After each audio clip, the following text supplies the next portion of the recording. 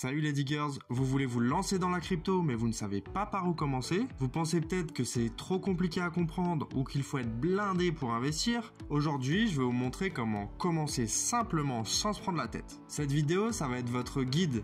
On va voir pourquoi la crypto est une opportunité, comment vous lancer en 3 étapes faciles et surtout les erreurs à éviter que 99% des gens font. Ça vous évitera de perdre votre temps et votre argent. Allez, on attaque. Pourquoi la crypto est une opportunité en 2025? Alors déjà, soyons clairs, avant toute chose, les pros crypto qui disent à chaque vidéo c'est le moment de rentrer sur le marché, c'est des grands mythos.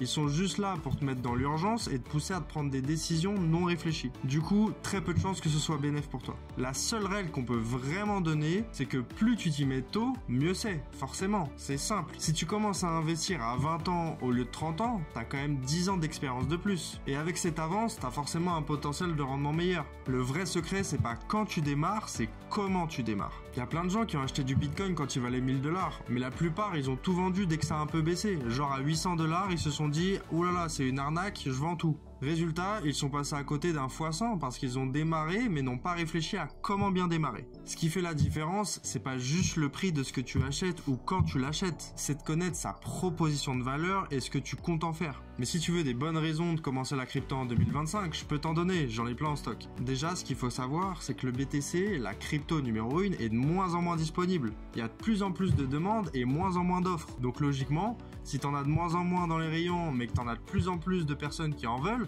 bah le prix il augmente. L'offre sur les plateformes d'achat de Bitcoin a baissé de quasiment 30% durant les 4 dernières années. C'est notamment grâce à la production de Bitcoin qui a été divisée par 2 en avril 2024. Cet événement il s'appelle le halving et c'est notamment grâce à ça que l'offre est de moins en moins importante. Et au sujet de la demande qui est de plus en plus importante, c'est principalement grâce à l'arrivée des ETF Bitcoin en 2024. L'ETF c'est un produit financier qui permet à des entreprises d'investir facilement dans les règles et en prenant quasiment aucun risque. À l'heure actuelle, il y a déjà 1,2 million de BTC qui a été acheté par des ETF. Ça représente quand même 8% de la masse totale distribuée et ça en seulement quelques mois. Il n'y a pas que des geeks dans la crypto. T'as donc aussi des gouvernements et surtout des entreprises qui s'y mettent. Et puis il y a les petits investisseurs comme nous aussi qui peuvent profiter de l'adoption des cryptos par les entreprises. Pas besoin d'être blindé ou d'être diplômé en astrophysique pour commencer. T'as déjà ouvert un compte en banque et t'as déjà fait un virement. Bah commencer à investir dans la crypto, c'est pareil en moins chiant. Tu sais, tu peux commencer avec 50 €, soit l'équivalent de 2 passages chez McDo. Alors, sauf si tu préfères des nuggets froides à un futur financier bénéfique,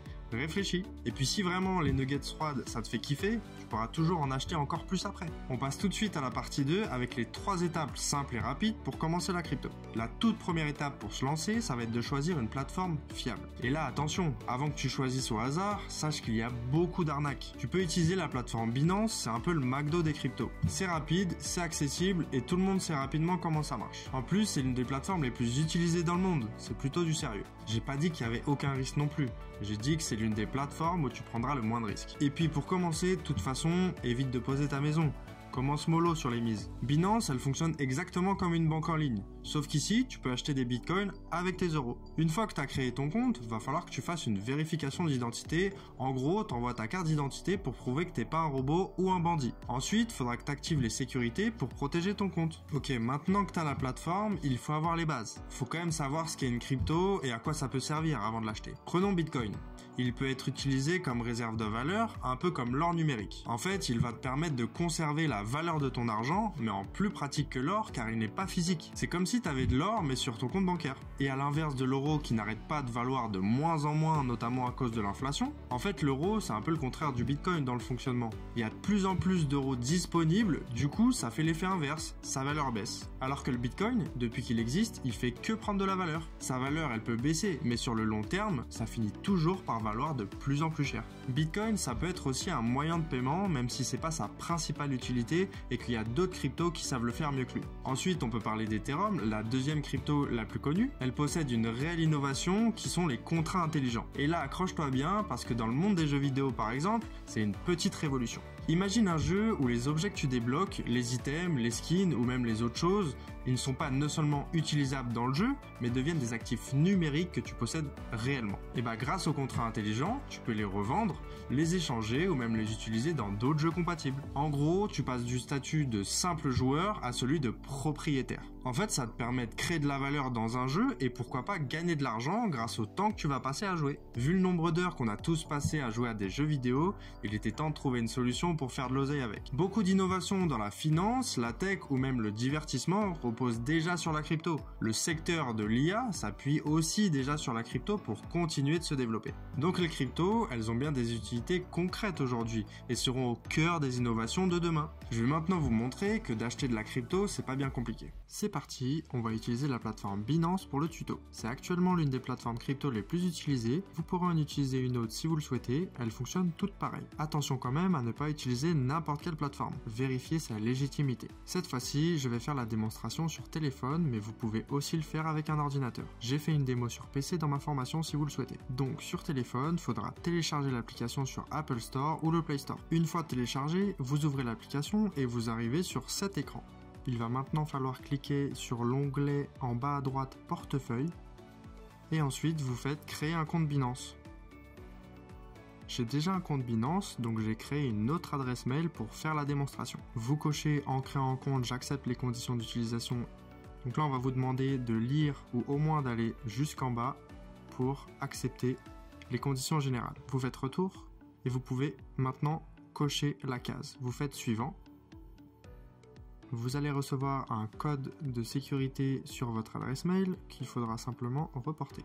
On arrive à l'étape du mot de passe, assez important. Là, je vous conseille fortement d'utiliser un mot de passe que vous n'avez jamais utilisé auparavant.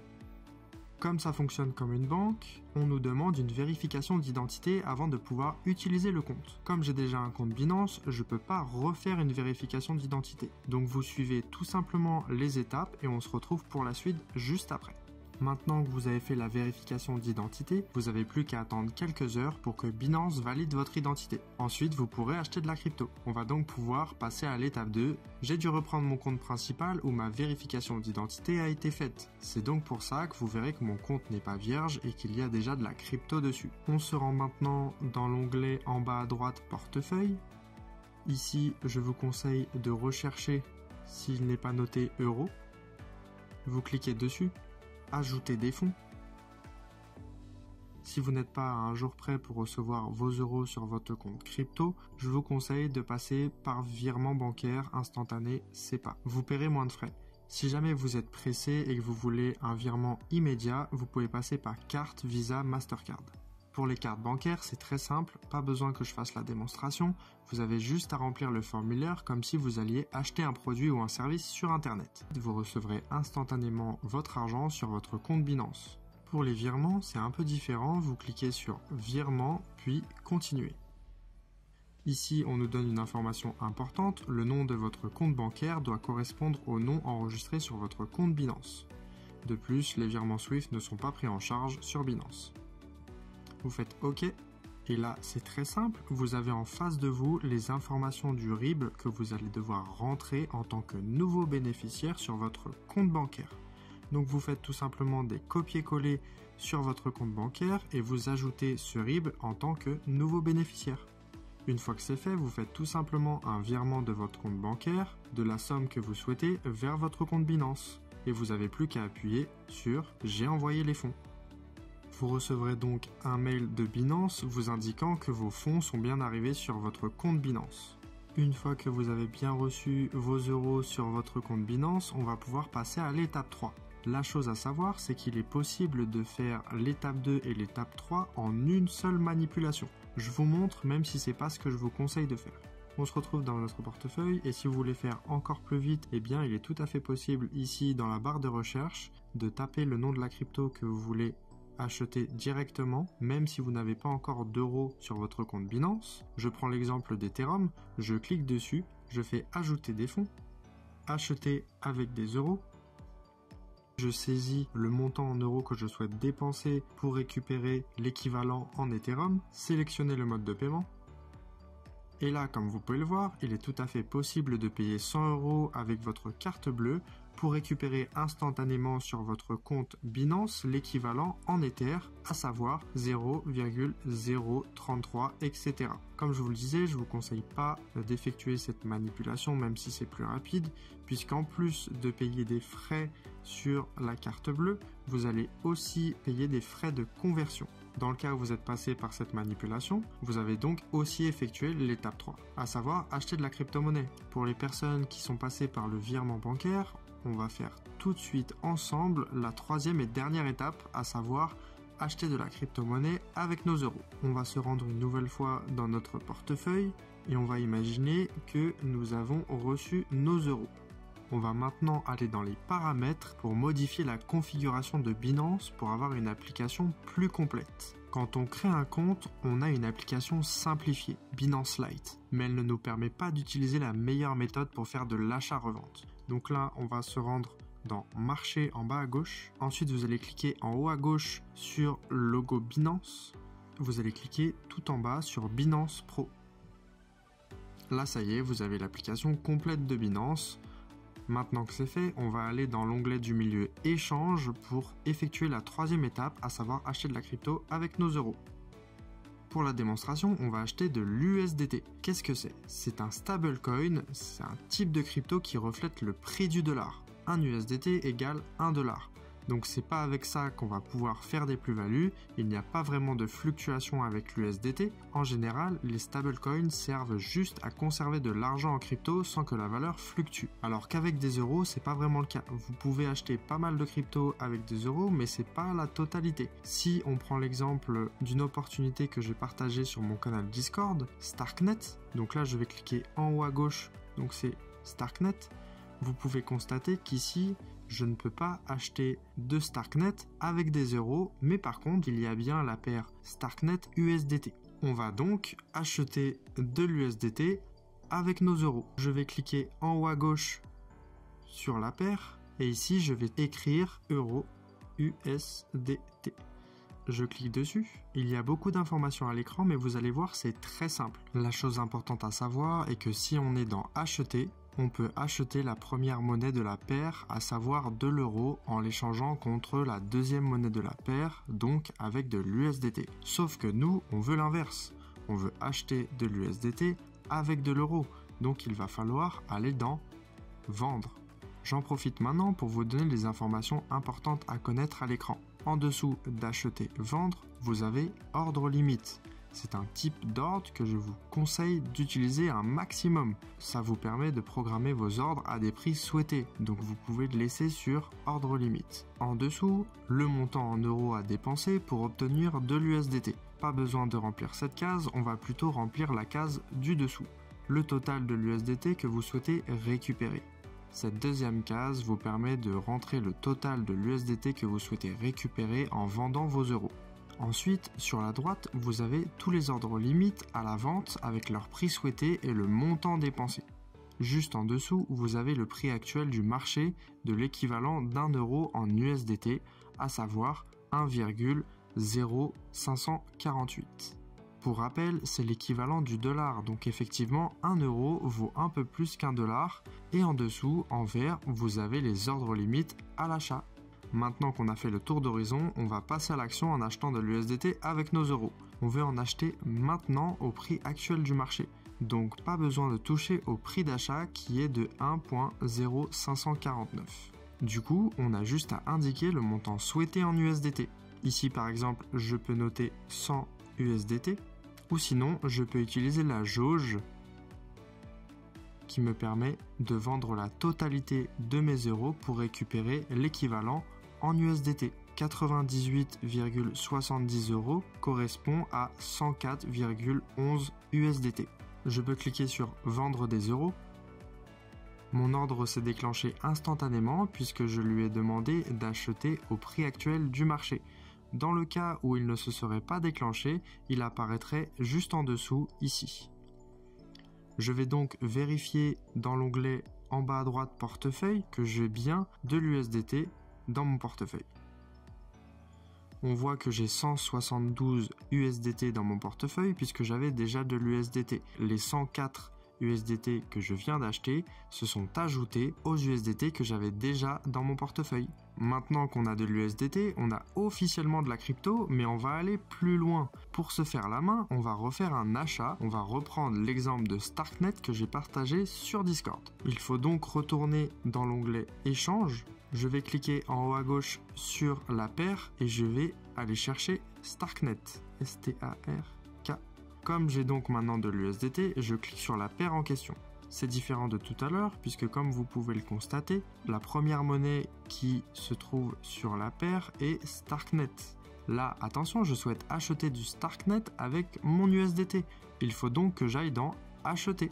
Et là, on constate bien en dessous de Total USDT que en disponible, je vois que j'ai 172 USDT. Je vais donc pouvoir acheter du Starknet avec ces fonds. Et là, on va faire la même manipulation qu'avec l'euro USDT, sauf que nous allons programmer un ordre à un prix plus bas que le prix actuel du marché. Comme vous pouvez le voir, j'ai noté dans mon opportunité une zone d'achat souhaitée entre 0,32 et 0,40. À l'heure actuelle, le prix est de 0,45. Je vais donc ajuster le prix pour écrire 0,40. Mon ordre se déclenchera donc uniquement si le prix de 0,40 sera atteint. Je n'ai plus qu'à compléter le total USDT que je souhaite dépenser pour acheter du Starknet, dans le cas bien sûr où celui-ci atteindra les 0,40 $. Pour l'exemple, je pars sur 100 USDT. Binance me fait la conversion automatique que si je dépense 100 USDT au prix de 0,40 centimes, je vais récupérer 250 Starknet. Ce qui est tout à fait logique puisque 0,40 fois 250 est égal à 100. Je clique sur Acheter. On me précise que le prix est 5% en dessous du prix actuel du marché. Je fais OK. Et là, ce qu'il se passe, c'est qu'on va voir mon ordre qui s'affiche juste en dessous puisque celui-ci ne s'est pas encore déclenché.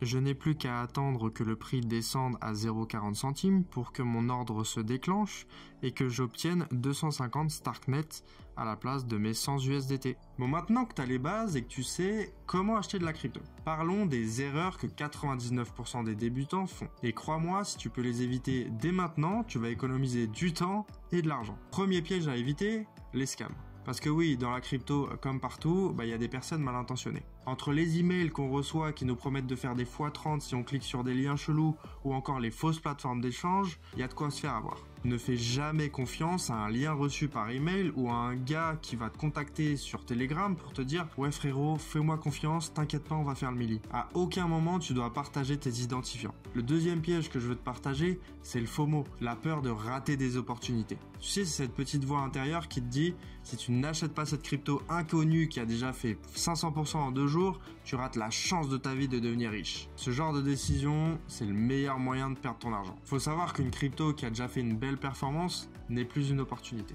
Regarde la courbe de la majorité des cryptos. Quand elles ont bien monté, elles finissent toujours par fortement chuter et parfois même elles remonteront jamais. Il existe des dizaines d'opportunités, alors évite de tomber dans le FOMO, cette peur de rater les opportunités. Si t'as pas d'idée sur quelle crypto investir, va voir sur mon groupe Discord, ça va t'aider. Et enfin, le troisième piège, pense pas que tu vas devenir un expert crypto et blindé en une soirée. Forme-toi, regarde des vidéos comme celle que je fais, discute crypto avec d'autres intéressés, explore des ressources fiables et surtout, prends le temps d'apprendre. En évitant les scams, en disant non au FOMO et en investissant du temps pour apprendre, tu mets toutes les chances de ton côté pour réussir. Et franchement, c'est ça qui fait la différence entre ceux qui gagnent de l'argent et ceux qui perdent et abandonnent. Et voilà les diggers, vous avez ce qu'il faut pour bien démarrer dans la crypto en 2025 et surtout le faire de la bonne manière. On a vu dans cette vidéo pourquoi la crypto est une opportunité à saisir.